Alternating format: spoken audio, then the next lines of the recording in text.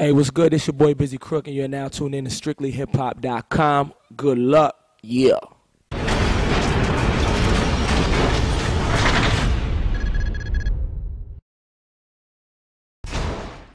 This is StricklyHipHop.com. I'm Miss Jayyiah, and I'm sitting with a kid from Miami who's trying to win a Grammy. The very talented Bizzy Crook. Hey, what it do? You got that right. You got the pretty good job with the introduction. I know what you're trying to do. Yeah. Oh my gosh, we have so much to talk about. Let's jump right into it. Let's get it.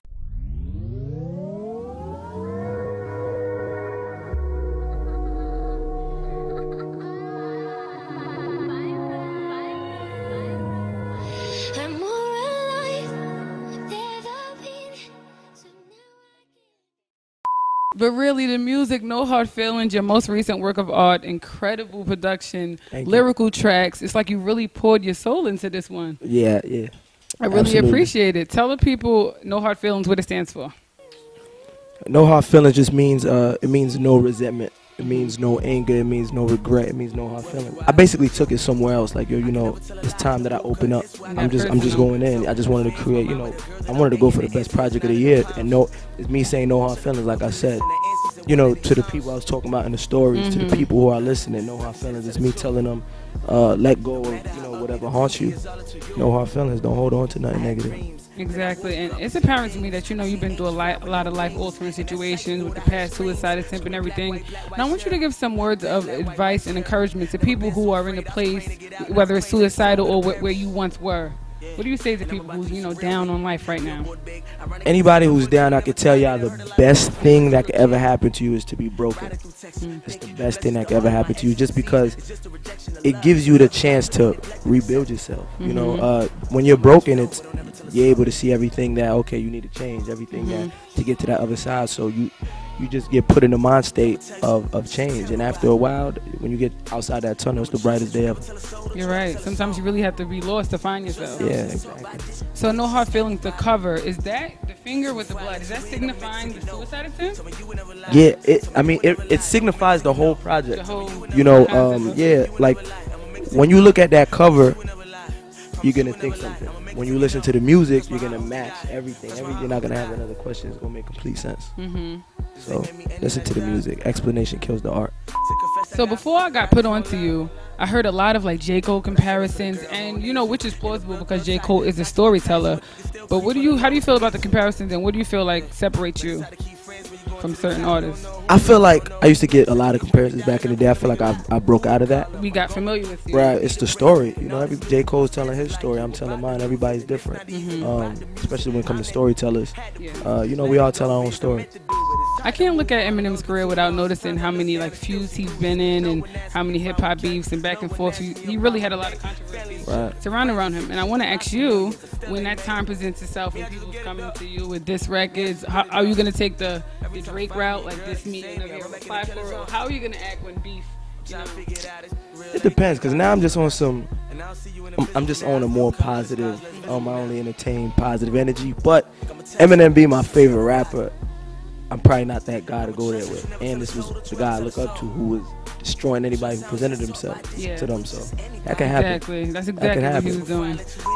How do you feel about the state of hip hop right now compared to raw and what it really used to be? The thing about hip hop, I could tell you, people could complain, we don't like this, but it is what it is. 2015. It's about to be 2015. You're right. So it is what it is. Hip hop is what makes hip hop, the collective, the people in hip hop. So, I'm playing my part to make it what I like to enjoy, to make it the hip hop that I loved. So it's just about, it's the people in it. Hip hop hasn't changed. It just has new players coming. How do you feel that you're going to be able to keep up with the changing of the music? Are you going to adapt, change your style? Or?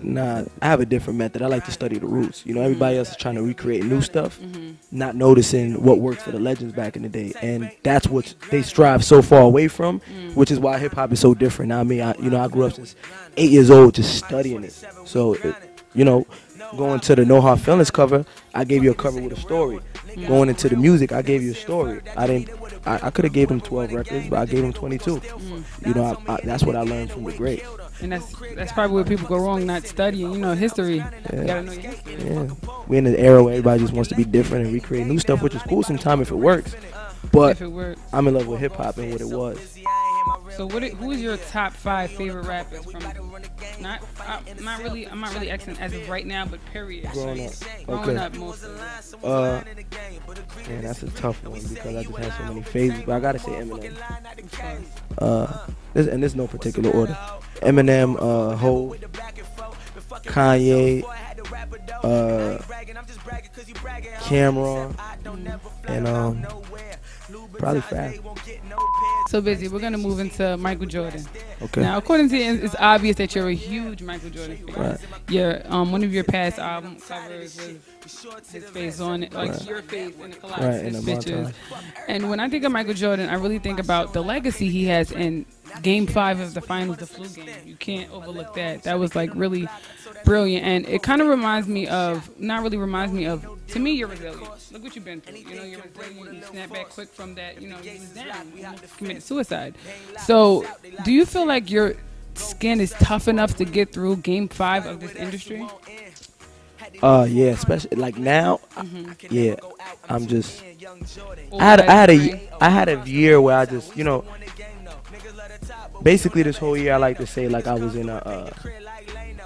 Me and my friends, we like to call getting in the game like a high school. So we would always talk about, we're about to go into next year. We're gonna be in high school. Probably gonna be freshmen.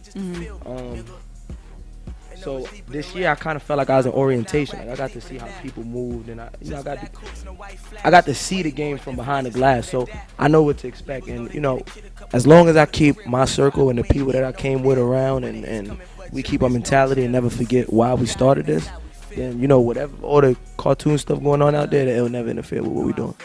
Speaking of your circle, you always talk about winning the Grammy, and I definitely foresee that happening. But I want to know who's most important to you. Like, besides God, who's guaranteed going to be in your Grammy acceptance speech? For my mother off rip, my father off rip, my sister, and then all 50 of my squad members. I just, like, they see us, we roll everywhere deep, but and it's just like they look at it as an entourage, but no, we really a family. A big, happy family. Yeah, like we just, everybody wants me to win as much as I want to win. So it's like a team, and everybody play their part. So it's only right everybody is there. That's why everywhere we move 50 people knocking something over and making a mess. So you know what I appreciate? Your Good Luck movement and what it stands for. Oh yeah. Tell them about the movement, the merchandise, everything. How you came up with the idea? Good Luck. I never really told the story when Good Luck came up. Good Luck basically on this long journey of just trying to even get to where I'm at now. It's a lot of ups and downs. So take it back a couple years back. I was signed to Mona Scott, and I was still in high school and flying around going to meetings, and I thought like, wow, this is it. Like it's about to go down. And then everything changed like this, and I was back at my mom's house, back at the drawing board. She's slipping college brochures under my door, like, you gonna go to school. And it was a very hard time for me, and it was just like, I gotta keep going. And, it's just being doubted by all these people, and all these people telling me good luck and thinking that I wasn't gonna come back from, that down. And, I just took good luck and ran with it. And it's like a collective. At the end of the day, everybody in this house is good luck. Good luck is what good luck is that guiding force that when your life could have went another way, it went the right way. And we just call it good luck. Right. It's everybody from we have designers, we have videographers, we have anybody's good luck. If you want to be a model, a basketball player, whatever you want to do, you were doubted at some point, and it's up to you whether you took that doubt and quit or kept going. Good luck either way. So on Black Friday, I went on the website. I guess I went on it too late, and it was like I was locked out with no password. What was that about? So the way I open the shop is it's an online pop-up shop. Okay. So it's just whenever I want to open it. Normally once a month, we open it for the day, and they can come through. Okay, well, all the merch. On a lucky day, it's called a lucky day. There's a lucky day coming up in December, so watch out. So back to Mona Scott really quick. Okay. I know you were signed with her, which is speaks highly of you, because you know look who she is and the type of people she deals with. What did you like learn from her? What's one of the things that you learned from her? Man, I learned so much from that woman. She's she's a hustler. She moves, and you know at the time, you know I was still in high school. Like it came really, it came really fast. High school, like yeah, it came really fast. Like I'm flying back to class. Like oh yo, I was just at Atlantic. I was just at this record label, and you know Mona moves. You know she moves really quick, and you know at the time she was about to start the Love and Hip Hop thing. Okay. And yeah, you know she definitely recommended good books to me, and I learned a lot of the game. Did you are you still in contact with her or no like that? Yeah, if I see her, yeah, it's love. Yeah. So Biz, I want to know your wildest dream. Like, your biggest dream. At the end of the day, when I'm done with everything that I want to do, I want to have a big skyscraper building with everything I've ever did. Beautiful. And that's gonna be our good luck headquarters. So what about the next project? What's upcoming for us?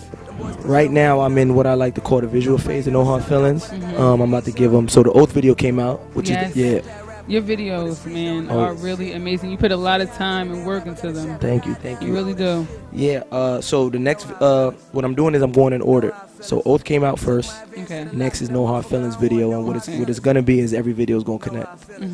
So it's gonna be like like a like a story. Yeah, you're gonna be at the end. You're gonna be able to watch everything. Hopefully by like next summer, if everything's done, I could put out like a box collection set where you can just watch the whole thing.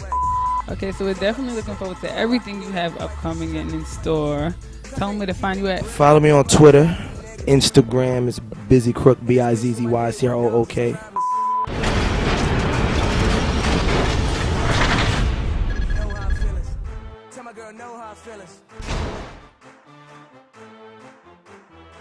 Your favorite rapper don't rap, this right now. Man, them boys ain't really about it, they just rap about. Okay, you might have maybe been a nigga bad then. $100 if you tell me where you at now.